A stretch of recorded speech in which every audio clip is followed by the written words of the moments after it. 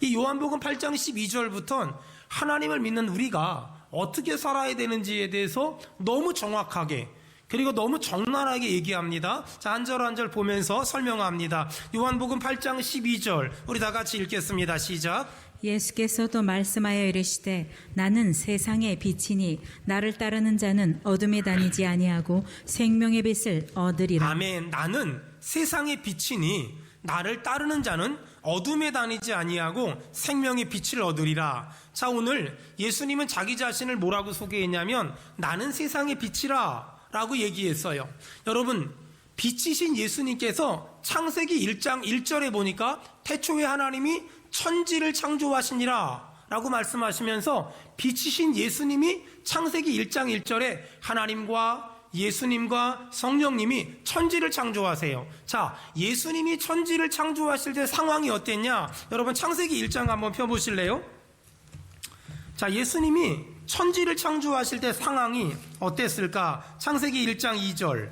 창세기 1장 2절. 우리 다 같이 읽겠습니다. 시작. 땅이 혼돈하고 공허하며 흑암이 깊음 위에 있고 하나님의 영은 수면 위에 운행하시니라. 아멘. 거기 보니까 예수님이 태초에 천지를 창조하실 때 상황이 어땠냐? 땅은 혼돈했고 공허했으며 흑암이 깊음 위에 있었어요.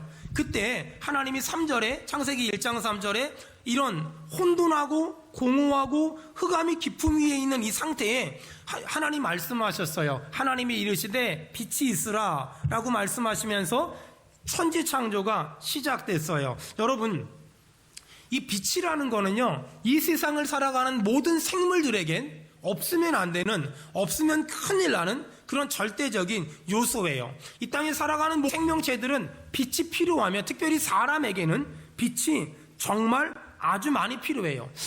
하나님은 그걸 아시고 창세기 1장 1절에 천지를 창조하실 때 가장 먼저 빛이 있으라 라고 빛을 먼저 만든 다음에 그 다음에 하나하나 천지 창조를 시작하셨어요. 그런데 요한복음 8장 12절에 예수님이 자기 자신을 뭐라고 말하냐면 나는 세상의 빛이야 라고 말해요.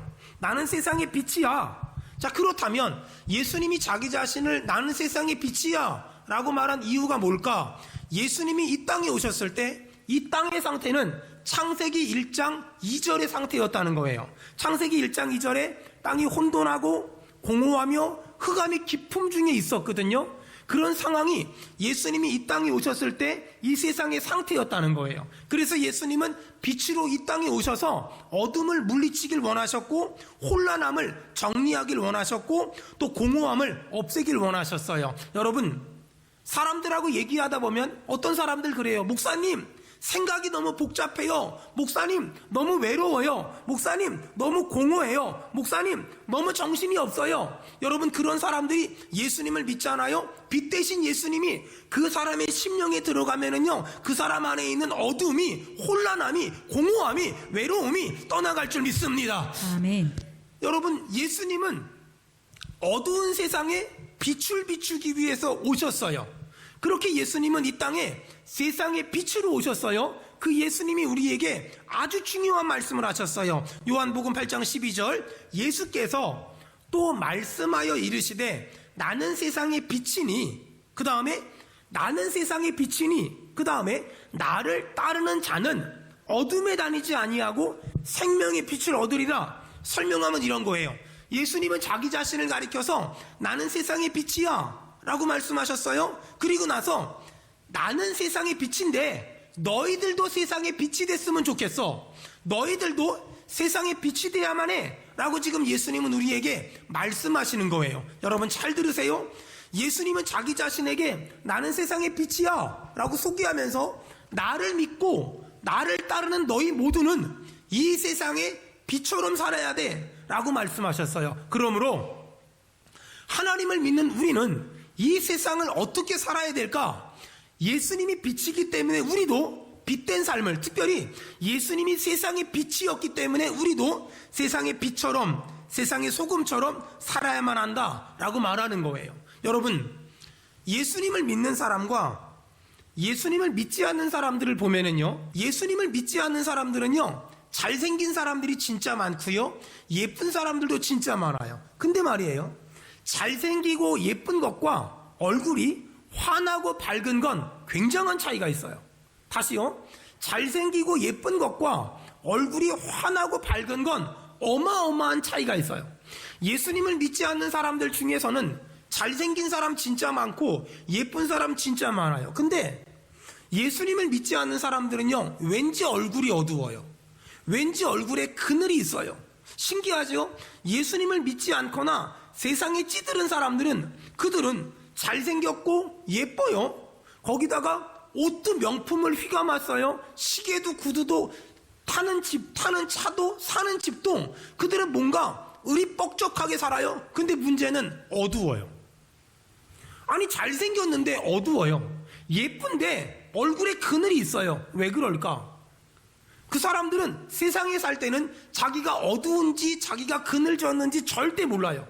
왜 모르냐면 세상에 살다 보면 같이 어두운 사람들을 만나고 같이 그늘진 사람들을 만나다 보니까 내가 어두운지 내가 그늘졌는지 전혀 몰라요. 근데 그러다 어느 날 교회를 와보니까 신기해요.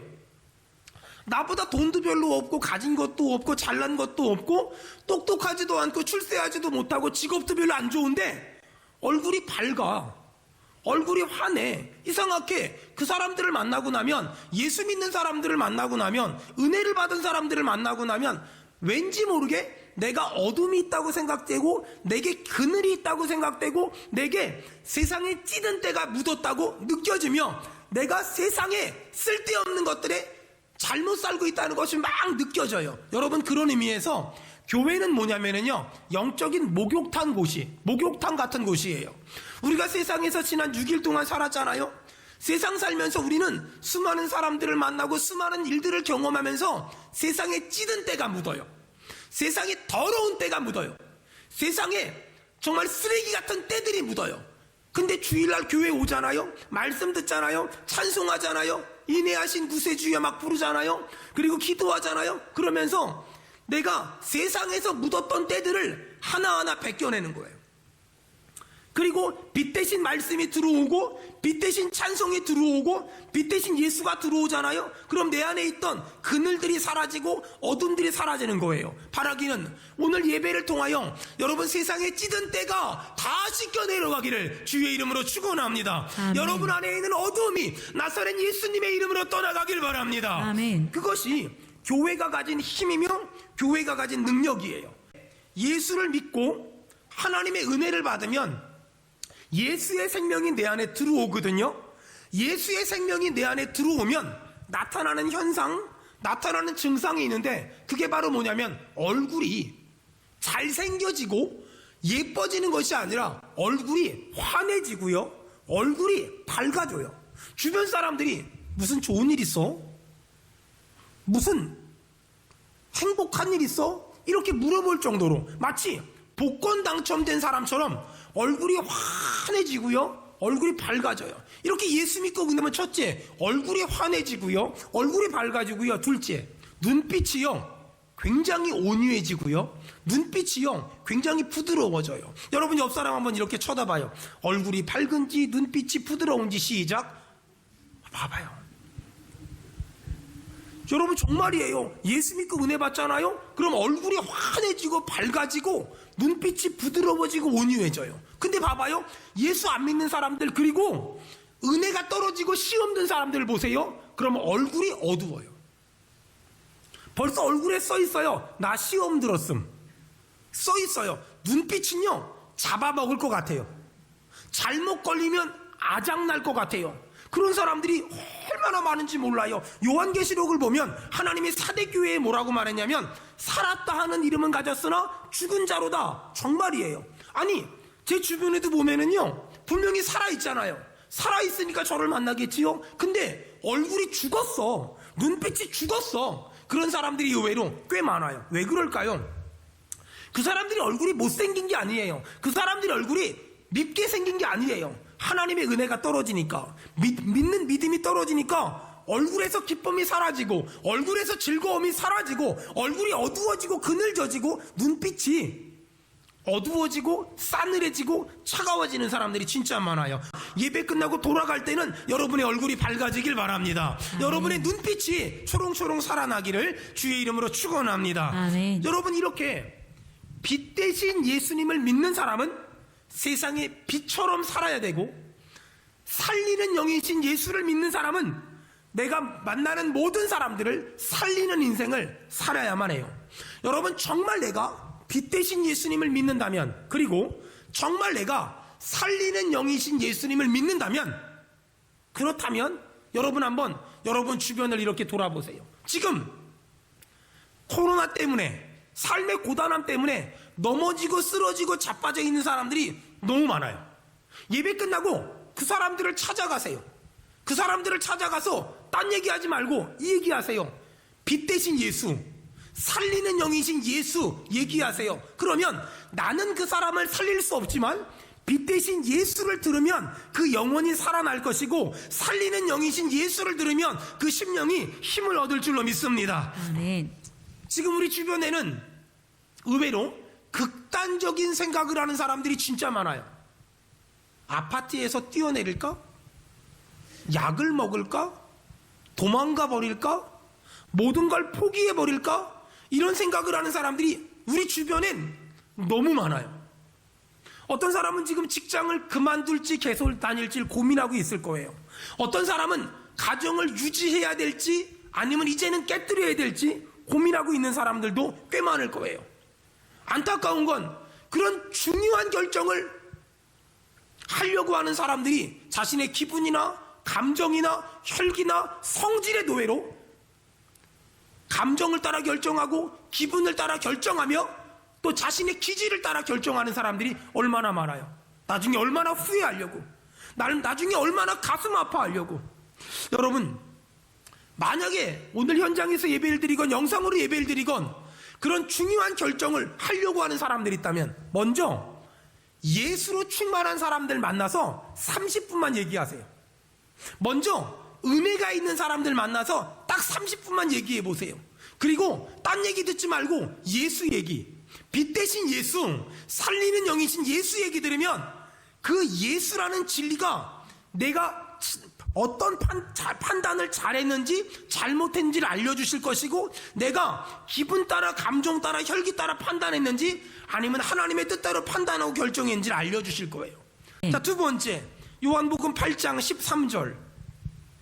요한복음 8장 13절 다 같이 읽겠습니다. 시작. 바리새인들이 이르되 내가 너를 위하여 증언하니 내 증언은 참되지 아니하도다. 자, 이런 말이에요. 요한복음 8장 12절에 예수님이 나는 세상의 빛이야 라고 말했더니 13절에 바리새인들이 내 증언은 참되지 아니하니라 라고 말해요. 아니, 이 바리새인들은 말이에요, 예수님이 무슨 말만 하면 트집을 잡고 무슨 말만 하면 시비를 걸고 무슨 행동만 하면 전부 다 모함해요. 아마 바리새인들은 전공이 트집이나 시비고 부전공이 모함 같아요.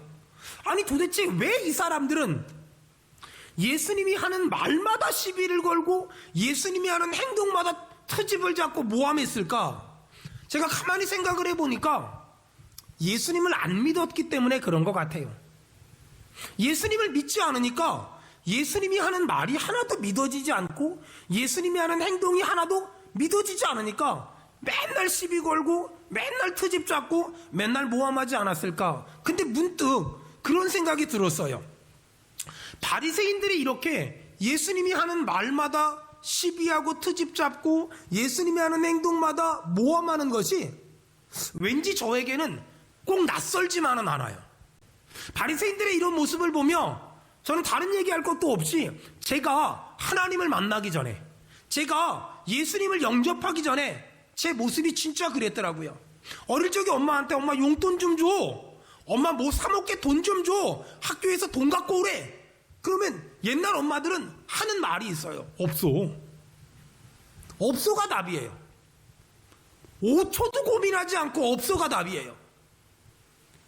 그럼 저는 정말 기분 나쁜 게 우리 엄마 성경책엔 돈이 마르질 않아요.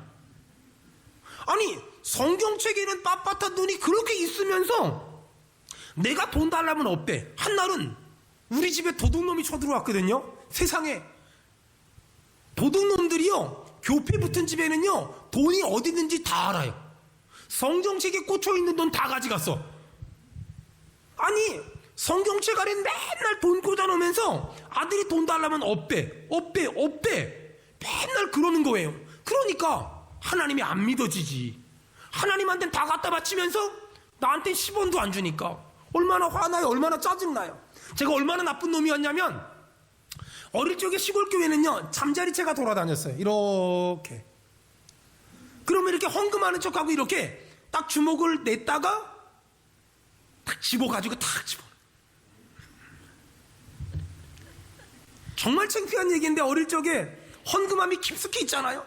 그럼 개나리 꺾어다가 끄트머리에다 껌을 딱 붙여가지고 탁 집어넣어서 촥 빼면 딸려와요. 정말 제가 나쁜 놈이었어요. 제가 악랄한 놈이었어요. 저는 오늘 바리새인들을 보면서 이놈들 나쁜 놈이야 라고 말하고 싶은데, 과거에 제가 예수 안 믿었을 때, 과거에 제가 믿음 없었을 때, 그 엄마 따라 교회 다녔을 때 전 그렇게 했던 것 같아요. 그러면서도 불구하고 성탄절 되잖아요, 추수감사절 되잖아요, 여름 수련회 때 되잖아요. 그러면 얼마나 노래도 잘하고, 수련회 때 되잖아요, 학생회장이라고 얼마나 쌀거들이 잘 다니고 그렇게 살았는지 몰라요. 근데 생각해보니까 나는 예수를 믿은 게 아니었어. 생각해보니까 나한테 하나님의 은혜는요 하나도 없었어요. 예수를 안 믿으니까 하나님의 은혜가 없으니까 사사건건 무슨 일만 하면 시비 걸고, 별것도 아닌 걸 가지고 트집 잡고, 별것도 아닌 걸 가지고 모함하고, 그리고 그것이 잘하는 것처럼, 그것이 내가 똑바른 것처럼, 그것이 내가 정당한 것처럼 살았던 때가 저에게도 있었던 것 같아요. 여러분, 비단 이것이 저만의 일일까요? 여러분은 어떠십니까? 여러분 옛날에 예수 믿기 전에, 여러분 옛날에 예수 만나기 전에, 여러분도 교회를 다니면서 교회가 어떤 일을 하면 사사건건 시비 걸고, 사사건건 트집 잡고, 사사건건 모함하지 않았습니까? 이것이 우리의 연약한 모습이었다는 거예요. 예수님을 믿고 하나님의 은혜를 경험하고 나니까 트집 잡을 게 아무것도 없고, 시비 걸 게 아무것도 없고, 모함할 게 아무것도 없어요. 거기다가 예수님을 믿고 하나님의 은혜를 받고 나니까 세상에 하나님이 깨닫는 은혜를 주시고 해석하는 은혜를 주셔서 무슨 일을 해도 은혜롭게 보이고, 무슨 일을 해도 긍정적으로 보이고, 무슨 일을 해도 좋게 보이고, 무슨 일을 해도 잘하는 것처럼 보여요. 사랑하는 여러분, 예수님 믿고 은혜 받아서 내 안에 트집 잡고 싶은 마음, 또 시비 걸고 싶은 마음 없어지길 바라며, 아멘. 예수님 믿고 은혜 받아서 어떤 사람을 넘어뜨리고 싶고 어떤 사람에게 모함하고 싶은 마음이 없어지길 바라며, 예수님 믿고 은혜 받아서 모든 일을 은혜롭게 해석할 수 있는 영안이 열리길 바라며, 모든 일을 은혜롭게 깨달아지는 은혜가 임하기를 주의 이름으로 축원합니다. 아멘. 여러분, 이렇게 예수님을 잘 믿고 은혜를 받으면 뭘 봐도 은혜롭게 깨달아지고, 뭘 봐도 은혜롭게 해석이 돼요. 싸울 일도 없고, 갈등할 일도 없고, 다툴 일도 없고, 얼굴 붉힐 일도 없고, 트집 잡을 일도 없고, 또 시비 걸 일도 없으니 그 사람하고 관계가 깨지지 않을 것이고, 그 사람과 얼굴 붉히지 않을 거니 얼마나 좋겠어요. 얼마나 행복하겠어요. 얼마나 신나겠어요. 그 가정이 천국이 되고 그 사업장이 천국이 되지 않겠어요. 사도 바울이라는 사람에겐 정확한 병명은 알지 못하지만 뭔지 모르겠는데 육체의 가시라고 말할 만큼 큰 고통스러운 질병이 있었어요. 어떤 신학자는 그것을 안질, 시력이 안 좋은 거라고 말하기도 하고, 어떤 신학자는 그것을 간질이라고 말하기도 해요. 저랑 아주 친한 목사님은요, 정말 신실하고 정말 성실하거든요. 교회 개척해서 한 30명 정도 되면 한 번 강대상에서 쓰러져요. 그러면 사람들이 깜짝 놀라 다 도망가요. 그러면 또 정신 차리고 약 먹으면서 또 잘 버텨요. 그러다 어느 날 또 쓰러져요. 또 다 도망가요. 이 얼마나 힘든지 몰라요. 또 어떤 신학자는 외모에 대한 컴플렉스라고, 키가 굉장히 작고 그 다음에 대머리였다고, 뭐 사람들마다 이 사도 바울이 말한 육체의 가시에 대해서 이런저런 얘기들을 많이 해요. 근데 정확한 건 아무도 몰라요. 왜냐하면 성경에 기록돼 있지 않기 때문에. 사도 바울은 자신에게 있는 육체의 가시를 고쳐달라고 하나님께 3번 기도했대요. 이 3번이란 말은 3번만 기도했다 숫자적인 게 아니라 완전 숫자거든요. 하나님께 간절히 내가 가지고 있는 육체의 가시를 고쳐달라고 해결해달라고 기도했어요. 근데 하나님이 뭐라고 말했는지 아세요? 우리 성경 한번 찾아봅시다. 고린도후서 12장 7절. 고린도후서 12장. 저는 이 사도 바울이 자신의 육체의 가시에 대한 깨달음이 정말 눈물 나도록 정말 감동적인 것 같아요. 자, 고린도후서 12장 7절 다 같이 읽겠습니다. 시작. 여러 계시를 받은 것이 지극히 크므로 너무 자만하지 않게 하시려고 내 육체의 가시 곧 사탄의 사자를 주셨으니 이는 나를 쳐서 너무 자만하지 않게 하려 하심이라. 아멘. 아멘. 여러분 거기 보세요. 여러 계시를 받은 것이 지극히 크므로 너무 자만하지 않게, 너무 교만하지 않게 하시려고. 여러분, 사도 바울은요, 자신에게 있는 육체의 가시 때문에 너무 힘들었던 것 같아요. 너무 고통스러웠던 것 같아요.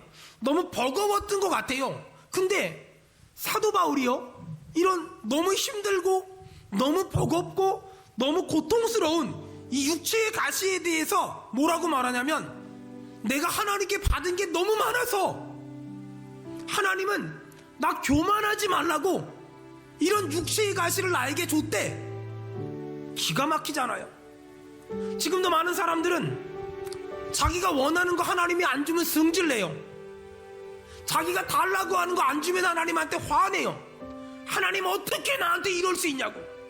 하나님이 살아있으면 이럴 수 있냐고. 하나님 왜 나만 이렇게 힘들게 하냐고.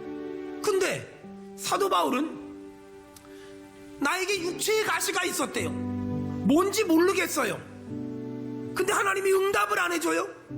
그걸 보고 사도 바울 뭐라 그러냐면, 내가 하나님에게 받은 게 너무 많은데 하나님이 나 교만할까봐, 나 건방져질까봐, 나 시간벙져질까봐 하나님이 안전장치로 나에게 육체의 가시를 줬나봐. 여러분 기가 막히죠? 어떻게 이렇게 해석할 수 있지? 어떻게 원망하지 않고, 어떻게 불평하지 않고, 어떻게 이럴 수 있지? 똑같은 고난을